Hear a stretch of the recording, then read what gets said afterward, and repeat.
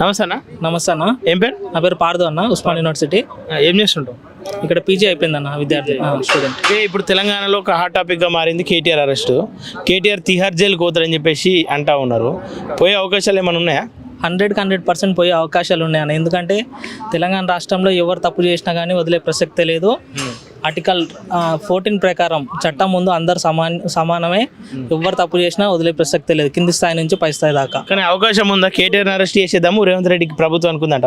బరాబర్ ఉందన్న. ఎందుకంటే ఇలాంటి క్యాబినెట్ అప్రూవల్స్ లేకుండా తన ఇష్టం ఉన్నట్టు మున్సిపల్ శాఖ మంత్రిగా ఉన్నప్పుడు ఆయనకి ఇష్టం ఉన్నట్టు 55 కోట్లు ప్రజలు రూపాయి పోగు చేసి గవర్నమెంట్కి పన్నులు కడితే వచ్చిన పైసలు అవన్నీ ఆయనకి ఇష్టం ఉన్నట్టు ఖర్చు చేస్తా అంటే ఎవరు ఊరుకునే ప్రసక్తే లేదు.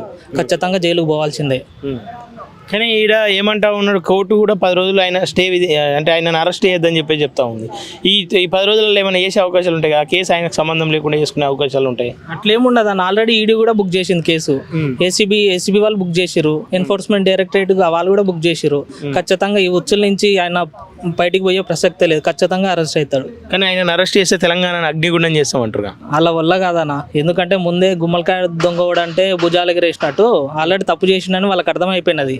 కావాలని దాన్ని కప్పిపుచ్చుకోవడానికి అగ్నిగుండం చేస్తాం, తెలంగాణని సునామీ లేపుతాం అని వాళ్ళే ముందుగా స్టేట్మెంట్స్ ఇచ్చుకుంటారు. ఎలాగో అరెస్ట్ అవుతారని వాళ్ళకు కూడా తెలుసు, క్లారిటీ ఉన్నది. కావాలని ఈ పొలిటికల్ స్టేట్మెంట్స్ ఇస్తున్నారు. అంటే అరెస్ట్ చేసాడు కరెక్టే అంట? ఒకవేళ కరెక్టేనా?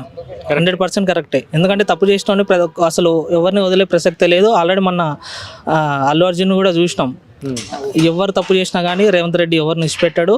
అందరు పక్క తప్పు చేసిన వాళ్ళు పక్క జైలు పక్క పోతారు.